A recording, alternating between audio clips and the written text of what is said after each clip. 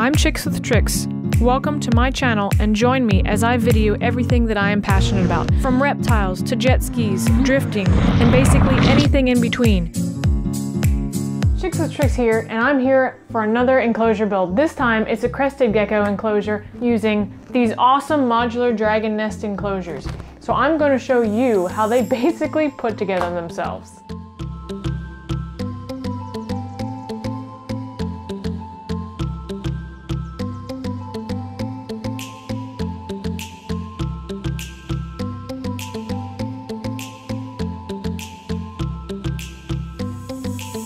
Like I said, it basically puts itself together. So now I'm going to take this dragon nest enclosure and I'm going to stock it with all the bits that a Crested Gecko will want and need and love. There's a number of ways I wanted to describe how to do a Crested Gecko setup. This is going to be basically a 20-gallon long. It's 12 by 12 by 24. And instead of doing just one way, I wanted to show you guys that there's multiple ways to do this. And not one way is necessarily better or worse than the other. It's really your personal preference and what's available around you. Me, I personally tend to order everything on the Amazon. Everything that I put in this video, I will put a link to. The first option for your false bottom. This is Matala. This I ordered on Amazon. I think it was like $35 for this big sheet. And I'm going to be using this in my croc skink enclosure, but I'm not going to use it in this one just because it's going to be more visible, so I'm going to go with the standard rock. So this will be for my croc skink enclosure. Croc stinks, not for the Cresty. The next option is hydro balls. I forgot my balls. It's pretty cheap, it's just clay, so it's available from most pet stores. You can go pick it up on your way home, whatever. Or you can order it from Amazon, but I did compare. It's a couple dollars more expensive on Amazon Prime than it is in the store. So this you can use as your false bottom. It absorbs extra moisture. So in this, I am not going to be using it. The next option is Josh's Frog's false bottom, and this is the one that I am going to be using. And I'm going to put a healthy layer of this inside of this enclosure is the first layer.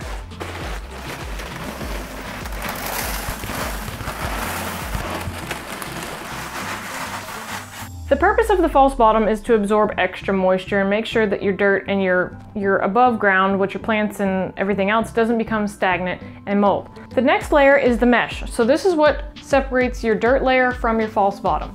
Since this is a 12 by 12 bottom here, I'm going to go ahead and use this that I just bought from Petco. All it is just mesh. This was like $4 or $5. You can get bulk mesh for much cheaper, but since this is already cut, I'm going to put this in next. It's cute, it's got a little logo on there. I'm going to put it like that. Ha! Fits so perfect, it's like it was made for it. I am terrible at jokes. Next layer is going to be your soil, and this is one of the most important layers, especially if you're making a planted enclosure. There's multiple options here too. ABG, this is also from Josh's Frogs, and I will be using this as my middle layer. So that will be going in next, but let me show you some of the other options. The Bioactive also has some really great stuff available. This is the Terrafauna, and it's already pre-mixed, so all you have to do is add water and put it into your enclosure. I'm going to go ahead and skip out on this on the Cresty enclosure, but I'm going to use it in the croc skink enclosure, so that's why I have multiple things here. Finally, going opposite of last time, plantation soil is another option that you can get either online or from a local pet store. And that's what's so handy about this stuff is it's compressed fibers. You put it in water, it expands. It has a ton of, I guess, let's see, 8 quart. Yeah, 3 times 8 quarts. So if you need to do a larger area, these are a good option. If you don't want to order anything online, you just want to go pick it up. So here's my mixing bowl. I'm going to pour the ABG into my bowl, mix it up, and then pour it into the enclosure. Ooh, well, that's gonna be fun later. That's what vacuums are for. Ooh, it smells so earthy. Well, no, the floors are all dirty anyway. It's like crafts time. I could use a bit bigger thing here. Okay, so that's all mixed up. Now, let me just put it in the cage and we'll move on to the next layer.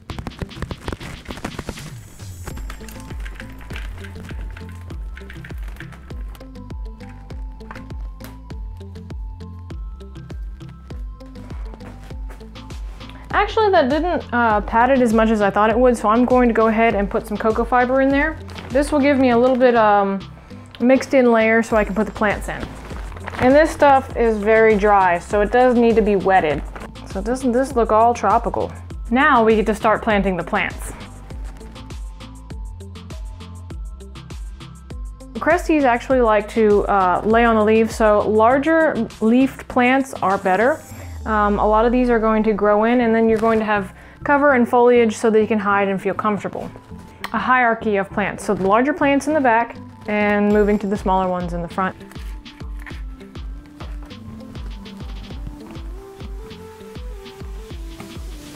Add water and watch it grow.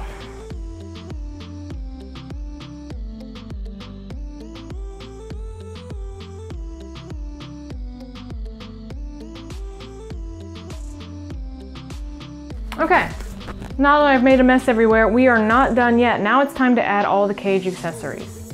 Because I'm a bad Cresty mom, I ended up using the Cresties Enclosures stick for my juvenile croc skinks. So I need to get a big stick, and it's going to look a lot better, but it's going to look a little sparse right now. But I'll throw in the clip later of when I put my stick in, and it looks so much better. The stick is going to make it, I swear. It's all about the stick. So for what I have right now, I have cork and driftwood.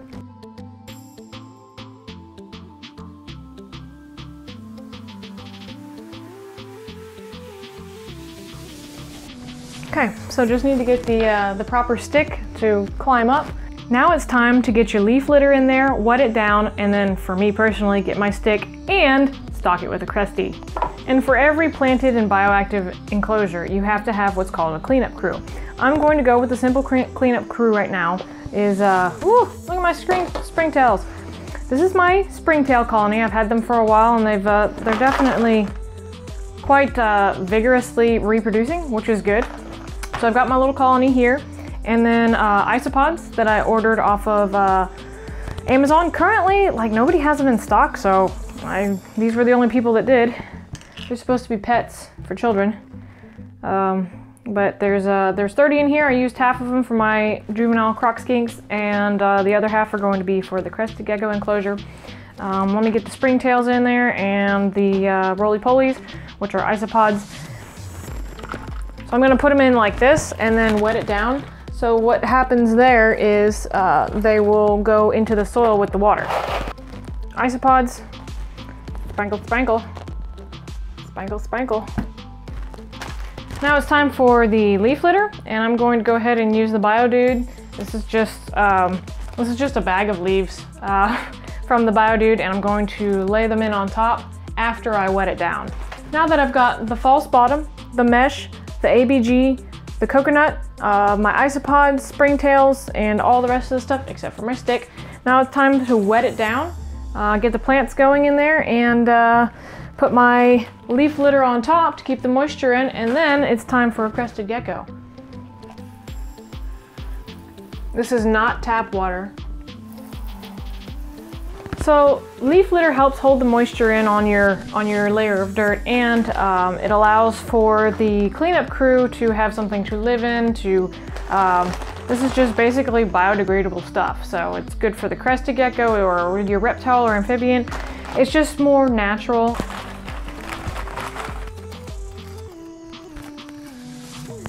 And that's it. I mean, now I just need to get my Crested Gecko or geckos and my big stick, and should be good to go. So now I'm just going to let this kind of grow into itself, monitor it as I try to find my Cresties. Well, I'm back. It's literally the next day, and like I told you, I needed to put a stick in here, but I've got even more than that. Last night, some friends of mine came over and brought me a stick, awesome, and brought me a little bit more, but I'm gonna show you that in just a sec. So now, let's get the stick in here and get some beauty shots.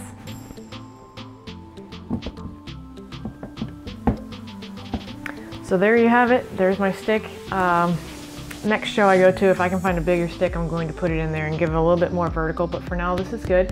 All right, now I'm really excited. Last night the lizard fairies came, and some friends of mine came here and brought 13 Crested Geckos, so needless to say, I bought some.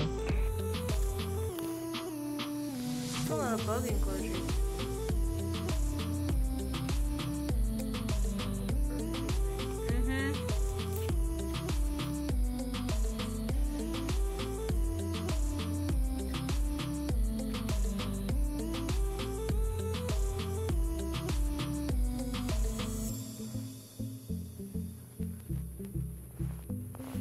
so soft.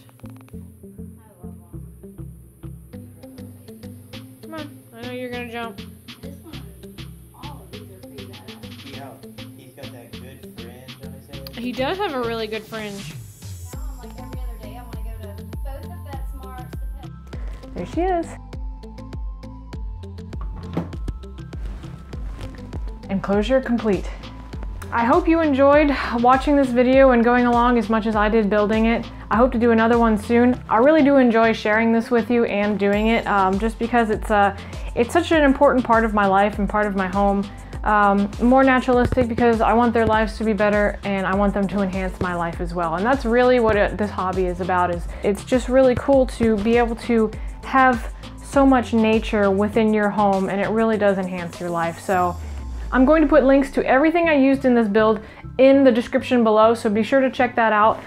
There's a lot of stuff that I bought on Amazon. Of course, the dragon nest enclosure, which is gorgeous, and all the other stuff from Josh's Frogs and the Bio Dude. So I hope you liked it. Please subscribe, like, and comment.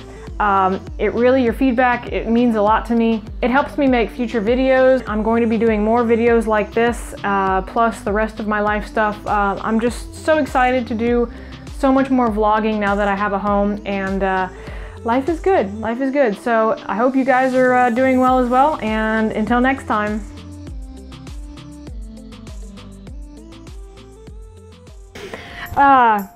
Okay, take. Like I said, it basically puts itself...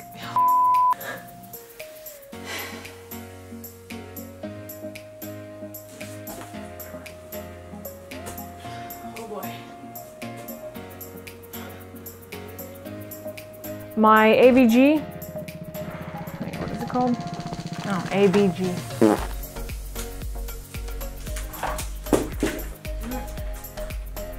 Oh, she's gonna jump. There she goes.